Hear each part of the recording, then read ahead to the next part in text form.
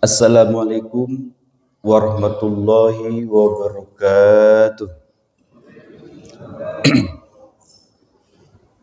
Alhamdulillah wassalatu wassalamu ala Rasulillah wa ala alihi wa sahbihi wa mawalah amma ba'. Asyhadu an la ilaha illallah wahdahu la syarikalah wa asyhadu anna sayyidana Muhammadan abduhu wa rasuluh la nabiyya ba'da. Qala Allah ta'ala fil Qur'anil Karim wa asdaqul qailin.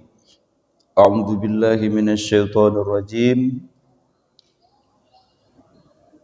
Iza jaa nasrullahi wal fath wa ra'aitan nasa yadkhuluna fi dinillahi afwaja fasabbih bihamdi rabbika wastaghfir innahu kana tawwaba.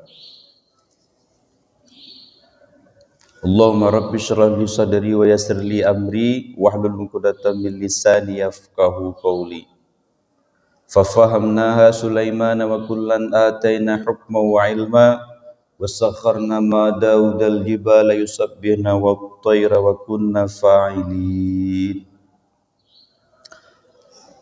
Sallallahu ala Muhammad sallallahu ala Muhammad sallallahu ala Muhammad sallallahu ala Muhammad sallallahu ala Muhammad sallallahu ala Muhammad sallallahu ala Muhammad sallallahu ala Muhammad sallallahu ala Muhammad sallallahu ala Muhammad sallallahu ala Muhammad sallallahu ala Muhammad sallallahu ala Muhammad sallallahu ala Muhammad sallallahu ala Muhammad ya Rabbi salli alaihi wasallim wa ala alihi. Semuanya sehat? Alhamdulillah. Tadi Tungku ketika baca Fatihah gatal. Nah itu fikih boleh berdehem untuk bisa baca Fatihah. Tapi kalau untuk baca ayat itu nggak boleh berdehem, batal sholat. Kalaupun nggak bisa, ya udah langsung rukun. Cuman tadi masih bisa. Itu juga jadi ilmu. Kalau untuk yang rukun sholat boleh berdehem untuk menghasilkan rukun. Tapi kalau sunat tidak boleh berdehem untuk menghasilkan sunat. Kalaupun nggak bisa baca, langsung ruku.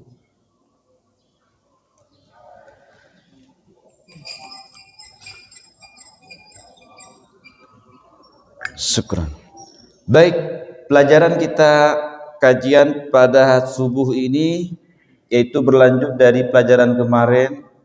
Kemarin kalau Tengku nggak salah ingat istinja, ya. Bab istinja yaitu bersuci daripada baul wal ghaid, yaitu buang air besar dan kecil. Hari ini kita lanjutkan fikih faslun wallazi yang qudul wudu'a sitatu asya ma kharaja minas sabilain wan naumu ala ghairi hayatin al mutamakkin wa zawalul aqli bisakarin aw marad walam surrajuli al mar'atil ajnabiyah min ghairi hailin wa massu farji adamihi bi batinil kaf wa massu khalqati duburi alal jadid. Sadaqallahul azim. Faslun wallazi yanqudul wudu'a sittatu asya.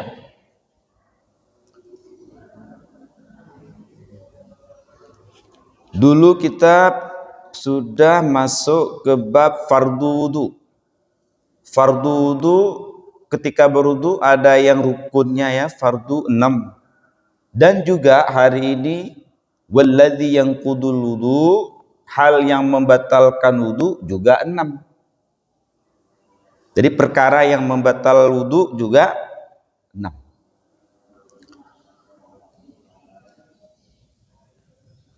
Yang pertama, ma kharaja minas sabilain. Yang pertama hal yang membatalkan wudu itu adalah ma kharaja, sesuatu yang keluar minas sabilain, daripada dua jalan, yaitu kubul dan dubur, buang air kecil dan buang BAB dan BAK ya. Jadi yang pertama, hal yang membatalkan wudu adalah keluar ma kharaja minas sabilain, keluar sesuatu daripada kubul maupun dubur. Apapun yang keluar, walaupun itu nadir. Makna nadir biasanya keluar pipis, tiba-tiba keluar batu aki, batu ginjal maksudnya. Misalnya nih, pecah ya, keluar dia.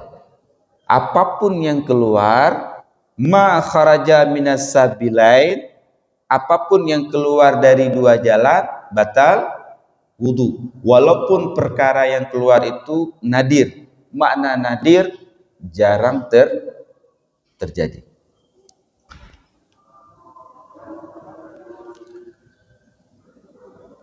Misalnya ada orang kecacingan, misalnya ini ya,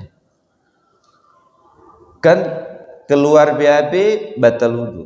Cuman kalau cacing yang keluar, misalnya ini setengah masuk lagi, batal enggak? Itu kan juga pertanyaan. Karena banyak surah takdir. Seandainya begini, seandainya begitu. Nah, jadi ma kharaja minas sabilain, apapun yang keluar dari dua jalan kubul dan dubur, baik itu yang beradat keluarnya seperti sehari-hari, BAB, BAK dan sebagainya, ataupun nadir. Mana nadir jarang terjadi, tetap hukumnya membatalkan wudu. Kenapa kita perlu memperhatikan bab batal wudu, yaitu 6 perkara ini, sehingga nanti tidak ada pertanyaan seandainya saya terkena darah batal enggak wudu, seandainya saya terkena najis batal enggak wudu, seandainya saya habis wudu makan batal enggak wudu. Itu pertanyaan. Nah, supaya tidak terjadi pertanyaan lagi, maka kita pahami yang membatalkan wudu berapa? 6. Mudah. Rukun wudu juga berapa? 6. Yang batal 6. Yang pertama tadi mudah. Ma kharaja minas sabilain, apapun yang keluar dari dua jalan batal wudu. Baik itu keluar beradat, sering terjadi, maupun nadir, jarang itu pertama. Kedua, wan naumu ala ghairi hayatil mutamakkin. Yang kedua perkara yang membatalkan wudu yaitu naum, tidur. Tidur ala ghairi hayatil mutamakkin, di atas kelakuan yang tiada tetap. Nah, ini kita yang kedua ini, tidur yang ketiadaan hay'ah mutamakkin, kelakuan yang tetap. Berarti kita contoh dulu, umpama misalnya kita di hari Jumat cepat Jumatan, sampai ke sini tidur. Maksudnya sambil duduk, kan ada yang sambil duduk tidur ngantuk, sambil nunggu khatib. Kadang sambil khatib khutbah juga bisa kita tidur sebentar. Ini contohkan dulu ya, baik ketika Jumatan ataupun ketika kita sambil ngaji, duduk lalu ketiduran. Ini wan naumu ala ghairi hayatil mutamakkin, seseorang yang tertidur lalu min ghairi hayatil mutamakin, bentuk dia waktu duduk itu ketiduran, setelah bangun sudah roboh dia, sudah jatuh dia. Nah, itu bentuk ghairi hayatil mutamakin yang membatalkan wudu. Sama dengan tidur setelah kita, walaupun sebentar ya, tiba-tiba bangun posisi seperti duduk ini sudah berubah menjadi miring ke kanan atau kiri, ataupun memang jatuh ya. Ini untuk siapa? Untuk orang-orang yang badannya, dalam fikih disebut detail dikit ya, badannya agak gemuk.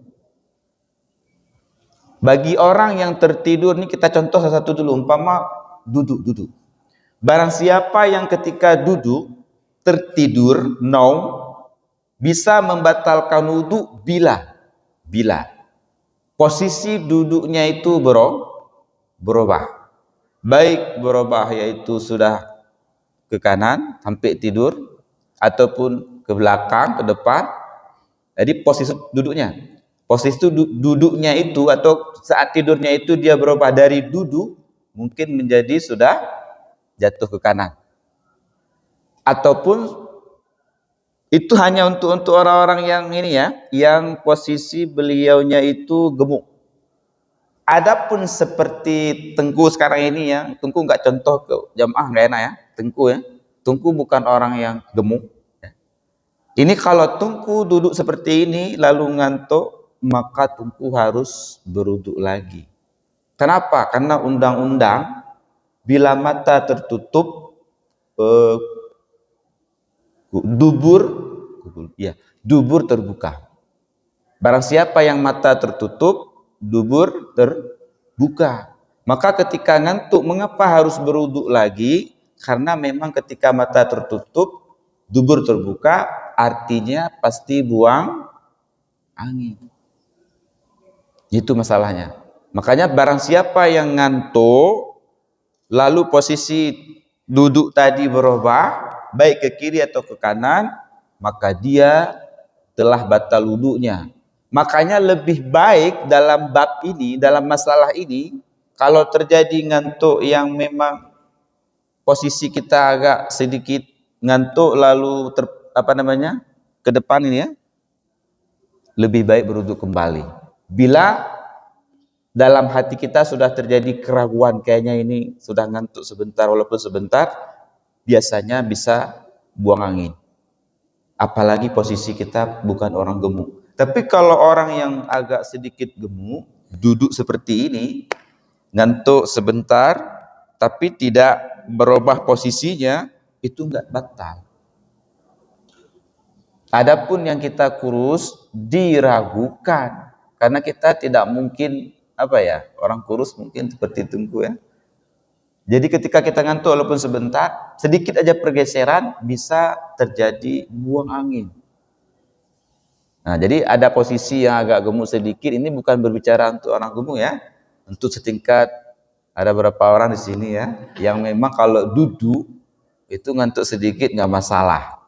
Kenapa? Aman-aman aja karena rapat. Tapi kalau kami yang kurus kering ini, ya, nggak akan serapat seperti orang gemuk. Maka ketika kami ngantuk duduk, bisa jadi buang angin. Maka dalam bab ini, bagi orang yang memang posisinya ngantuk, tidak berubah, dan badannya mencukupi tadi syarat, jadi nggak masalah.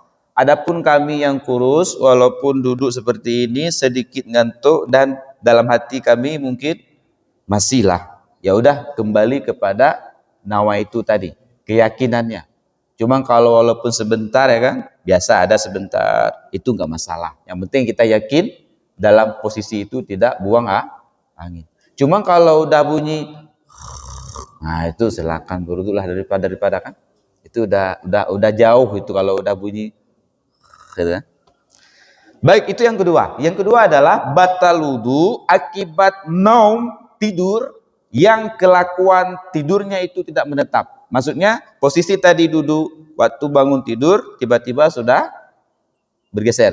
Kalau tadi posisi berbaring bangun tidur, misalnya ke kanan, tiba-tiba tidur sebentar, kok sudah ke kiri, ataupun kakinya kok sudah tadi ditekuk, sekarang udah menjulur ya. Artinya kalau ada perubahan dari tidur, itu menunjuki lebih baik berwudu kembali. Bahasa singkatnya, yang kedua, kalau kita terjadi tidur, berwudu kembali. Kecuali cukup syarat tadi, tidur sebentar doang, ketika Jumatan, ya, terus posisi kita agak gemuk, dan tidak lama ya, sedikit, habis itu kita langsung teringat lagi Jumatan, itu mungkin insya Allah belum batal ya. Itu yang kedua. Yang ketiga, batal wudu wa zawalul aqli bisakarin au maradin. Yang ketiga, batal wudu zawalul aqli, hilang akal, bisakarin au maradin, baik dengan sebab mabuk ataupun dengan sebab sakit. Yang ketiga, bisa batal wudu hilang akal, bahasa lain gila. Orang hilang akal itu kan gila. Jadi tapi belum tentu juga hilang akal semuanya gila. Tapi orang gila dipastikan hilang akal. Karena ini hilang akal ini bisa saja sebentar. Jadi yang ketiga, batal wudu zawalul akli, hilang akal, baik penyebabnya itu mabuk ataupun sakit. Berarti menunjuki hilang akal ini bisa disebabkan oleh mabuk. Mabuk itu macam-macam. Baik itu mabuk disengaja ataupun tidak disengaja. Yang disengaja ya mabuk minum sesuatu yang memabuk. Kalau nggak sengaja, mungkin kita makan nanas juga bisa, umpama ini ya, bisa mabuk. Atau makan apa yang memang halal, tiba-tiba badan kita kurang ini, jadi mabuk. Nah, seseorang yang hilang akal gara-gara mabuk ataupun sakit, penyakitnya yang sangat luar biasa sehingga membuat hilang akal. Siapa tahu ada penyakit yang apabila dihinggapi membuat kita hilang, mungkin sangat panas sekali sehingga hilang akal. Nah, seseorang yang hilang akal gara-gara mabuk ataupun sakit, batalu wudu. Nah, ini teringat tunggu ke penyakit ini nih. Apa namanya ya? Ayan ya. Ini bahasa Aceh pengobui. Apa itu bahasa Indonesianya? Penyakit ayan. Ya. Itu kan dia tidak lama biasanya kan? Bentar gitu kan. Nah, itu contoh apabila terjadi seperti itu gila juga, itu hilang akal itu. Nah, itu membatalkan wudu. Sehingga nggak boleh lagi sholat, kembali ke kamar mandi, berwudu lagi bagi yang tadi kena penyakit apa? Atau penyakit panas, sangat panas juga bisa membuat hilang akal, batal walaupun hilang akalnya sebentar, tetap batal wudu. Itu yang keberapa? 3. Pertama, keluar salah satu daripada 2 jalan. Kedua, tidur yang bentuk posisinya berapa? Ketiga, hilang akal. Yang keempat, perkara yang membatalkan wudu yang keempat, batal wudu walam surrajulil mar'ata al ajnabiyah min ghairi hailin. Nah, ini mungkin akan terjadi sedikit perbedaan. Mayoritas ulama, mana mayoritas berarti kalau mazhab sebagian besar, walaupun ada 1-2 mazhab seperti Imam Hanafi yang mengatakan tidak batal wudu tersentuh antara suami itu dalam mazhab Hanafi. Tapi mayoritas mazhab mengatakan batal wudu lumsur rajuli al mar'ata ajnabiyah, menyentuh laki-laki kulit si ajnabiyah, yaitu perempuan yang halal nikah, min ghairi hailin, tanpa ada lapik penghalang. Nah, ini permasalahannya. Mayoritas mengatakan suami istri batal wudu karena dia masuk ajnabi. Mana ajnabi? Wanita yang boleh kita nikahi. Buktinya karena boleh nikah, kita nikah. Sehingga terjadilah hubungan nikah. Bukan berarti setelah nikah kita nggak batal lagi, mayoritas batal. Kalau ada yang berpegang nggak batal ke tadi Imam Hanafi. Tapi mayoritas batal. Jadi bersentuhan antara kulit laki-laki dan perempuan ajnabiyah. Ajnabi itu yang halal kita nikahi. Sehingga kita menikahlah dengan istri, kan halal itu. Bukan berarti kita menikahi, mungkin orang begini, kan kita udah nikah, jangankan itu semua halal. Enggak. Memang yang lain halal semua. Tapi untuk batal wudu tetap. Mayoritas batal. Kulit laki-laki dan kulit perempuan. Kalau enggak mau batal, sentuh kukunya, boleh. Kuku sama kuku. Kuku enggak batal, karena itu bukan kulit. Sentuh rambutnya, boleh. Enggak batal, karena itu bukan kulit. Sentuh giginya, enggak masalah, karena itu bukan kulit. Tapi hati-hati, pasti kena kulit, kan? Itu perumpamaan. Yang batal itu menyentuh kulit. Sehingga dikeluarkan dari itu kuku, apalagi gigi, apalagi rambut, itu enggak masalah. Tapi kalau bersentuhan ada penghalang, lape, itu enggak masalah. Ada penghalang, ada kain. Nah, jadi kita ambil secara mayoritas suami istri bersentuhan batal wudu. Oh, tapi saya nggak mau, saya mau ikut Hanafi. Silakan, yang penting ada prosedurnya, cara mengikutnya, cara bermazhabnya. Boleh. Tapi kalau enggak, lebih baik ihtiyat, hati-hati. Lebih baik suami istri batal wudu. Itu yang keempat ya. Yang keempat, menyentuh kulit laki-laki dan perempuan yang halal nikah batal wudu. Kita lanjutkan sedikit di sini. Apakah semua, misalnya kita laki-laki menyentuh perempuan batal wudu, apakah semua usianya, apa perbedaan? Ada perbedaan usia? Ada. Nah, itu sedikit untuk tambah ya. Disebutkan dalam berbagai pendapat, ada yang mengatakan umur 7 tahun ke bawah. Itu 7 tahun ke atas, kalau kita sentuh anak perempuan yang ajnabiyah batal wudu. Ada yang mengatakan antara 6 ke 7 masih boleh. Tapi yang agak lebih kuat atau lebih ini, hati-hati ya, umur 5 ke bawah atau 6 tahun ke bawah. Anak-anak perempuan yang 6 tahun ke bawah, 6 tahun ke bawah, itu belum ada sifat syahwatiyah. Sehingga apabila bersentuhan kita dengan dia, tidak batal. Nah, itu poinnya. Anak-anak yang umurnya berapa tadi? Sekitar 6 ke bawah, yang belum ada sifat syahwatiyah, maka apabila bersentuhan dengan kita itu nggak batal wudu. Jangan nanti takut salam sama anak-anak yang kecil. Tapi kalau yang sudah di atas itu jangan salaman. Kalau memang lagi, apalagi mau sholat ya, batal wudu. Tapi kalau masih usia tadi berapa? Katakanlah 5 atau 5,5 ke bawah, itu nggak batal wudu. Siapa tahu nanti ada anak-anak lari, salam Pak Ustadz, salam Pak Kiai, Pak Haji. Kita lihat berapa umurmu? 5 tahun. Salam. Berapa umur? 7 tahun ke atas, jangan disalam. Bukan masalah kita mau sholat doang, lebih baik memang bersalaman, jangan dengan ajnabiyah tanpa ada penghalang. Nah, itu berarti Tungku teringat sedikit dulu kalau nggak salah ketika ada video Ayatullah Khomeini. Ada anak-anak pingin banget salam.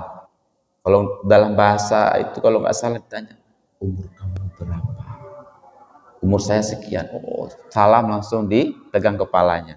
Nah, itu menunjukkan bahwa kalau bisa bersalaman itu jangan sampai yang antara laki-laki dan perempuan yang ajnabiyah, karena itu secara garis besar memang bersentuhan kulit laki-laki dan perempuan itu kan haram. Walaupun nanti ada satu dua yang berpendapat begini gitu kan. Wah, beliau ini adalah begini, nggak terjadi fitnah itu. Tapi secara mayoritas saja dulu, secara umum bersentuhan laki-laki dan perempuan tanpa penghalang kulitnya itu haram.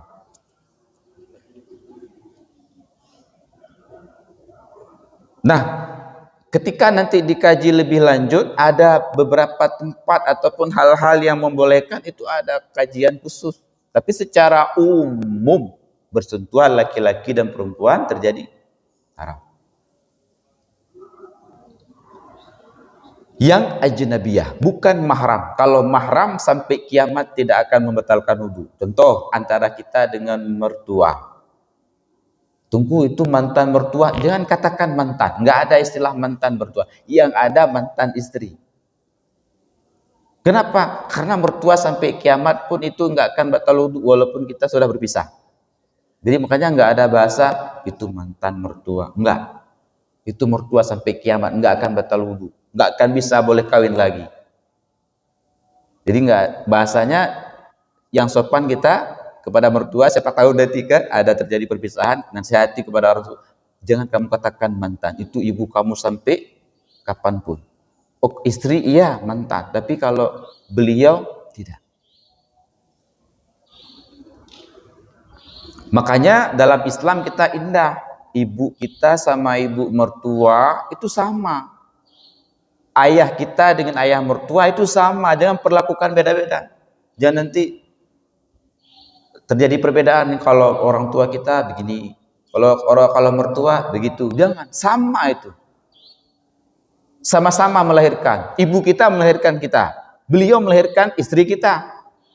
Sama. Setelah dibesarkan, capek, di bawah terik matahari, gede, dikasih buat kita. Apa yang kurang? Coba kita pahami. Dibesarkan mati-matian, gede, dikawinkan dengan apa yang kurang? Makanya mertua itu sama seperti orang tua kita. Jangan pernah membeda-bedakan. Baik, yang kelima ya. Yang kelima, wamassu farjil adambiyi bibatinil kaf. Yang kelima, batal wudu menyentuh kemaluan al-adambiyi, anak Adam, manusia, bibatinil kaf, dengan telapak tangan. Telapak tangan ini adalah yang putih ini semua. Kaf yang putih ini semua disebut telapak tangan. Menyentuh kemaluan, baik itu antara laki-laki atau perempuan, baik laki-laki menyentuh punyanya sendiri kemaluan, ataupun perempuan sama menyentuh dengan kaf telapak tangan ini batal. Berbeda dengan belakang, enggak batal. Kecuali kena ruas yang putih ini baru batal. Jadi artinya batal wudhu seseorang menyentuh kemaluan dengan telapak tangan. Berbeda dengan yang lain, misalnya dengan ini belakang, ini enggak batal. Yang batal semua yang putih-putih ini nih. Semua yang putih-putih ini batal. Maka jangan takut nanti kesentuh dengan yang lain selain telapak tangan. Cuman ada pendapat begini, ketika seseorang setelah berwudu lalu dia memegang pantatnya, itu memang disunahkan wudu lagi, tapi tidak batal wudu. Disunahkan, ada itu pendapat. Tapi yang dimaksud di sini adalah kemaluan yang sama-sama kita pahami itu. Itu batal wudu bila bersentuh dengan batinil kaf, batin kaf, telapak tangan. Mana batin tersembunyi? Kalau kita duduk kan begini tangan, nggak mungkin kita duduk gini kan? Mana batin itu tersembunyi? Kalau kita duduk pasti seperti ini. Nah, yang tersembunyi berarti yang ini. Karena kalau ini yang dohir, karena nggak mungkin orang duduk gini, kecuali orang mungkin lagi masuk ilmu gitu kan, terima ilmu kayak gini. Tapi pada umumnya seperti ini. Nah, batin itu tersembunyi berarti ini, batin kaf, batal wudu dengan ini. menyentuh kemaluan. Baik laki-laki atau perempuan, baik punya anak kecil, semua sama batal wudhu dengan telapak tangan. Yang lain nggak batal. Jangan takut nanti apabila terkena dengan siku atau terkena dengan itu nggak batal. Yang batal bibatinil kaf. Itu ya. Wa massu halqati duburihi alal jadid. Yang keenam, batal wudhu menyentuh halqah duburihi alal jadid, menyentuh halqah. Halqah itu seperti bahasa kita sekarang begini, aku ingin pergi ke halakah ilmu, berarti apa? Semacam nah yang dimaksud di sini halqah, di sini menyentuh halqah dubur ini batal. Itu kalau bahasa medis mungkin bisa anus apa ya, bisa kita kata, karena itu yang tugasnya memotong kotoran. Itu tungku bahasain apa anus boleh? Apa yang itu dimaksudkan anus atau yang lain anusnya? Jadi maksudku begini, yang memotong kotoran itu apa namanya itu, nanti coba di apakah anus, kalau bahasa Arabnya enak dubur. Dubur, halkah, mana halkah? Bundaran dubur itu yang tempat keluar. Nah, menyentuh itu baru batal. Makanya tadi kalau pantat menyentuh memang disunahkan berwudu, makruh menyentuh ketika setelah berwudu, tapi enggak batal. Cuma kalau kita berilmu lebih baik jangan disentuh pantatnya, karena makruh kalau sudah berwudu, sunat wudu kembali, tapi tidak batal wudu. Yang batal halqah. Halqah itu menyentuh halqah baru batal. Nah, kesimpulannya rukun wudu 6. Masih ingat apa? Pertama apa? Pasti niat. Kemudian basuh muka. Ketiga basuh tangan hingga 2. Keempat sedikit rambut. Kelima basuh kaki. Yang keenam apa? Tertib. Di sini batal wudu berapa? 6. Pertama, keluar sesuatu dari 2 jalan apapun, baik itu yang beradat maupun yang nadir, jarang. Kedua, terjadi ngantuk, tidur yang tidak tetap kelakuannya. Kalau dia duduk, bergeser duduknya. Kalau dia berbaring, bergeser posisinya. Itu batal. Yang ketiga, batal hilang baik mabuk atau pitam atau apapun alasannya, hilang akal, batal wudu walaupun Yang keempat, menyentuh laki-laki akan kulit perempuan yang ajnabiyah, termasuk istrinya, orang-orang yang halal kita nikahi, bersentuhan batal wudu, kecuali tadi anak kecil yang umurnya berapa? 5 tahun ke bawah lebih kurang, atau 6, yang belum ada bahasanya apa? Syahwatiyah. Kita tidak ada syahwat untuk dia, dan dia pun lebih-lebih masih kecil. Cuman Pak Ustadz, kalau dibilang kayak gitu kayaknya sekarang banyak. Nah, itu gila berarti dia kan. Maksudnya ada orang yang suka anak kecil kan gila dia itu. Kalau bahasa yang lain mungkin itu tunggu kamu mau campurin itu ya. Baik. Yang keberapa tadi? Yang kelima. Wa massu farji Adam. Jadi menyentuh dengan telapak tangan ini kemaluan anak Adam, berarti ya manusia ya. Baik anak kecil, orang dewasa, semua sama. Menyentuh dengan kaf batal wudu. Terakhir yang keenam, wa massu halqati duburi, berarti menyentuh anus atau halqah, tempat itu tadi apa? Pemotongan kotoran itu menyentuh itu batal wudu. Tapi kalau pantat, hukum menyentuhnya makruh bil wudu. Disunatkan wudu kembali, tapi enggak batal. Nah itu. Kira-kira waktunya masih untuk fikih atau bertanya? Baik. Tunggu cukupkan ya pembahasan hari ini, yaitu bab batal wudu. Sekarang tunggu serahkan ke moderator. Baik, terima kasih Pak Ustaz. Mertua laki-laki ke mantu perempuan itu kan katanya batal. Tapi kalau mantu laki-laki ke mertua perempuan itu katanya nggak batal. Enggak.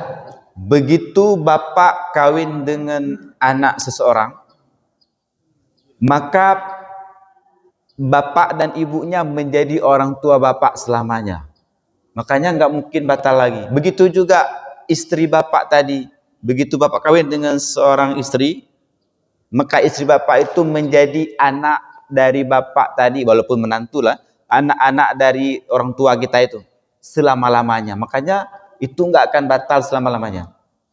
Karena begitu terjadi perkawinan, itu umpama bapak ya, menikahkan anak bapak, maka anak bapak cowok umpama menikahkan, maka dapat menantu perempuan selama-lamanya. Itu menantu bapak itu anak. Nggak boleh kawin lagi bapak selamanya. Sama dengan nggak akan batal wudhu lamanya. Jadi bapak boleh bersentuhan, boleh berjabat tangan dengan dia, sentuh kulit nggak apa-apa, karena itu anak bapak. Cuma bahasanya doang itu menantu, tapi itu pada hakikatnya anak bapak juga. Makanya itu sampai kiamat. Walaupun ada satu dua yang, waduh, suka sama menantunya kan, bahaya itu kan, sinetron itu. Tapi yang jelas, ini kita sambil itu kan, sampai kiamat pak nggak akan batal wudhu dengan menantu. Begitu juga kita dengan mertu, itu bahasa singkatnya. Antara kita dengan menantu tak akan batal wudhu selamanya. Sebaliknya, mertua dengan kita, ibu kita punya mertua nih, cantik banget mertua kita. Enggak batal wudhu walaupun cantik sampai kiamat. Ini jelas kayaknya ya.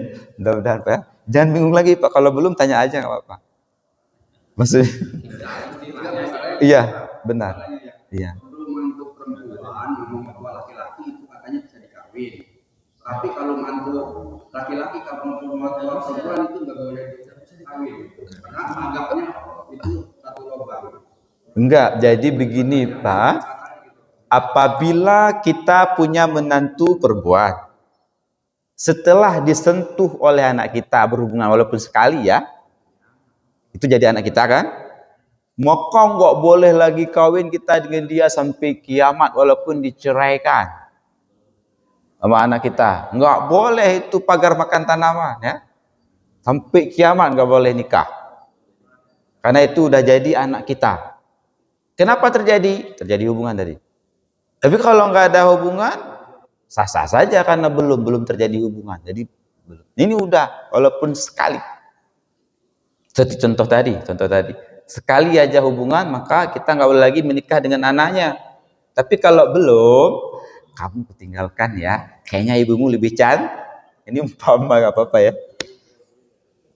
Itu Pak ya, jangan ragu Pak, jangan ragu insya Allah. Kalau nanti Bapak ini apa benar apa enggak, nanti Bapak boleh cari lagi referensi, tapi yakin insya Allah, jangan ragu. Ini semua yang hadir insya Allah yakin kalau masalah itu ya kan. Kalau masalah ini ya, jangan salah. Itu yakin insya Allah Pak. Nanti boleh juga Bapak cari lagi referensi, tapi ini insya Allah yakin. Kita antara kita sama menentu itu enggak akan batal wudhu, seperti biasa. Jadi sampai, tapi syarat tadi ya, sudah terjadi apa? Hubungan. Walaupun sekali.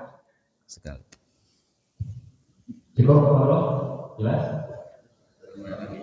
Nanti saya kasih nomor yang Pak. Namanya Pak, silakan.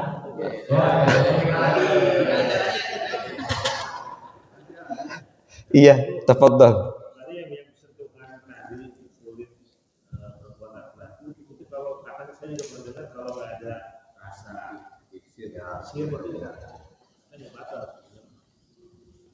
Ada apa-apa gitu atau nggak sengaja gitu tersentuh.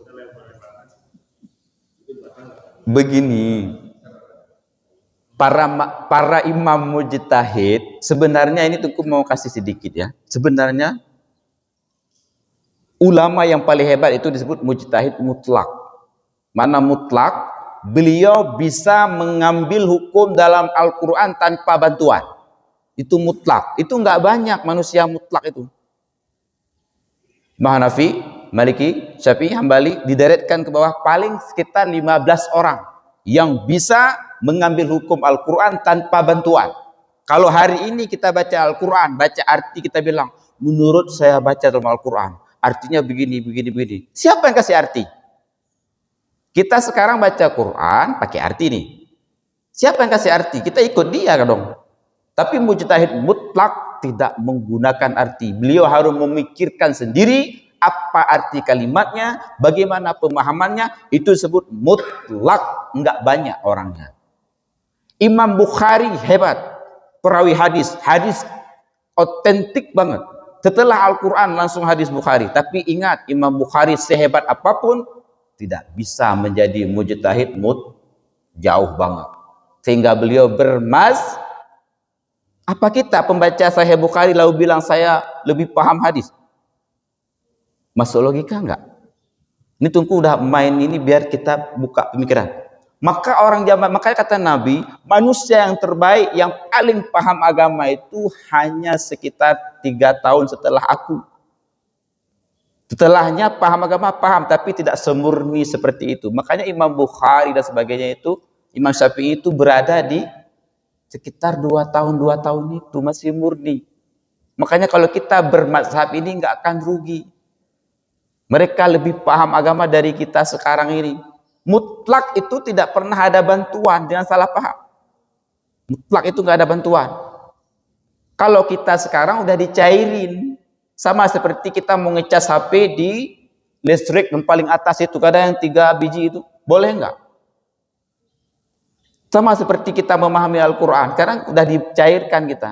Ibarat kopi udah nggak keras lagi, udah tinggal minum. Tapi kalau orang zaman dulu itu berpikir gimana caranya untuk ngecas HP ke situ, manusia ke depannya. Dibikinlah ini colokan-colokan. Kalau langsung bisa mati kita. Begitu juga pemahaman Al-Quran. Al-Quran ini keras, dicairkan sehingga pelan-pelan sampai fikih sedikit dipahami. Jangan pernah langsung, aku akan baca Al-Quran, begini dalam Al-Quran, itu siapa yang kasih arti? Kita ikut dia dong, yang kasih arti tadi. Oh, saya baca Sahih Bukhari di rumah ada tafsir ini, saya baca lalu, alhamdulillah saya udah paham agama, baca saya. Siapa yang kasih arti? Ikut dia dong kita. Nanti kalau Tunku yang kasih arti, berarti Bapak ikut Tunku dong. Tidak, mujtahid mutlak tidak dikaitkan dengan siapapun. Beliau murni mengambil sendiri, mengeluarkan sendiri, sehingga terjadi perbedaan pendapat menurut kemampu.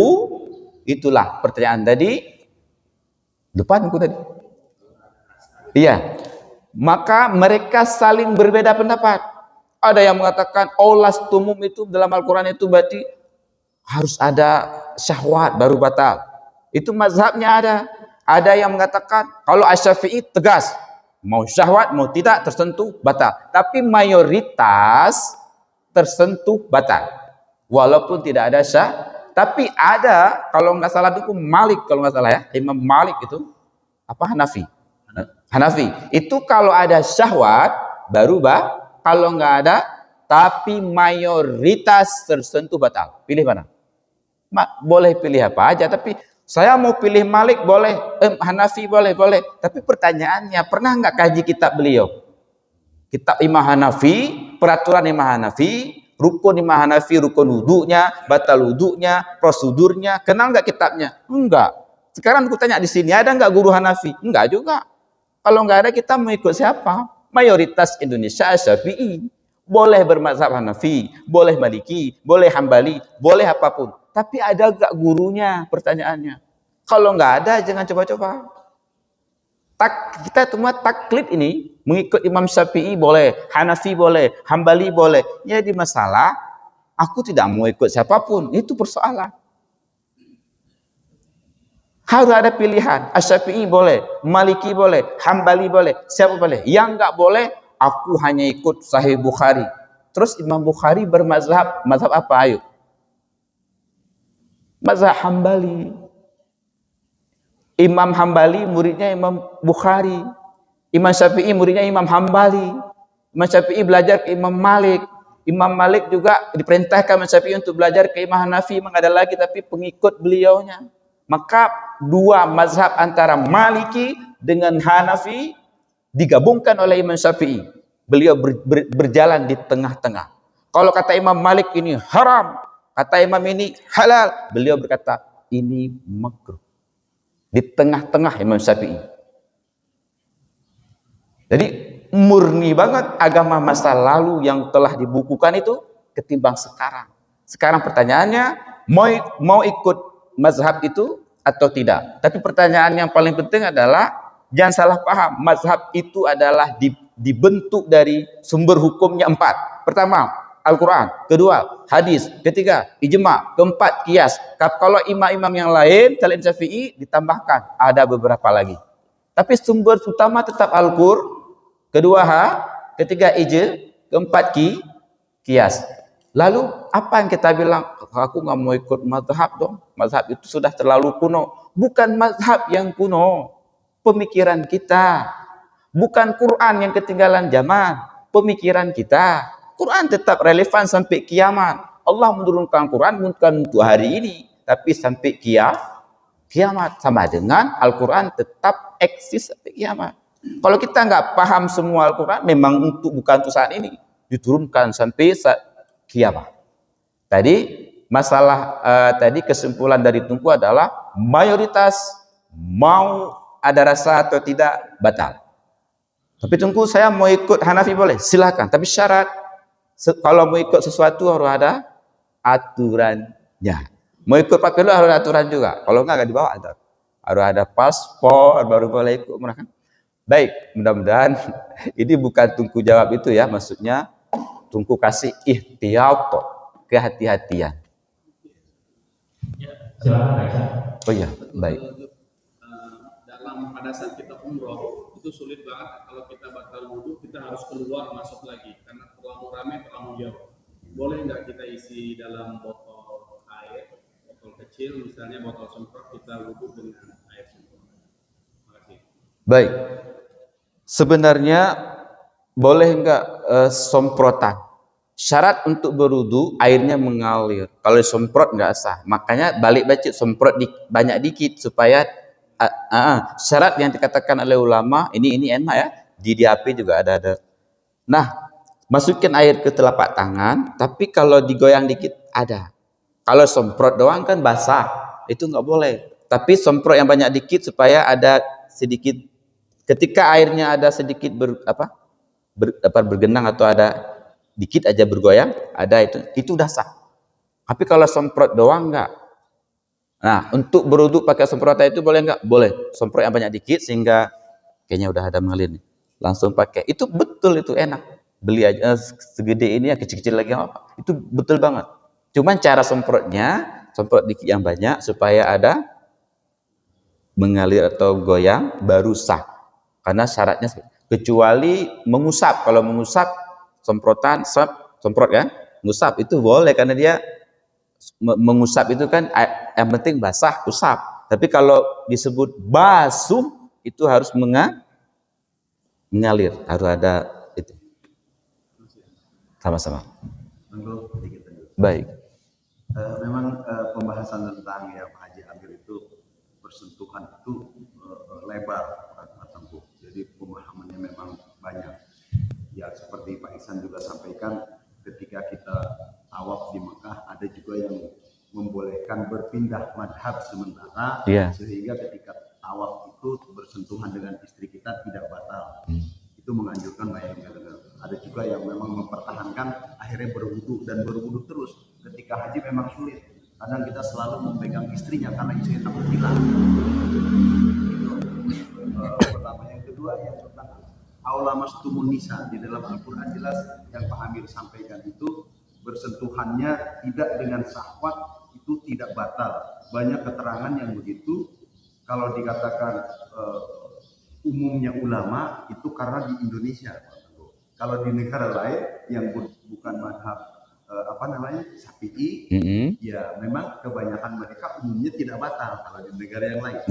Karena ada suatu hadis menerangkan di dalam hadis sahih bahwasanya ketika Rasulullah SAW akan sholat malam, itu Siti Aisyah sedang tidur, tersentuh kakinya Siti Aisyah oleh kaki Rasulullah. Rasulullah itu tetap melanjutkan sholat sunnahnya itu, sholat tahajudnya. Nah itu yang menjadi pemahaman. Banyak perbedaan-perbedaan menjadikan ada yang batal dan tidak batal. Yang membedakannya itu dengan syahwat dan tidak syahwat. Itu barangkali, mohon maaf Bang Teguh, apa betul seperti Ya. itu? Jadi sebenarnya Tungku juga pernah mengikuti tadi yang beliau sampaikan.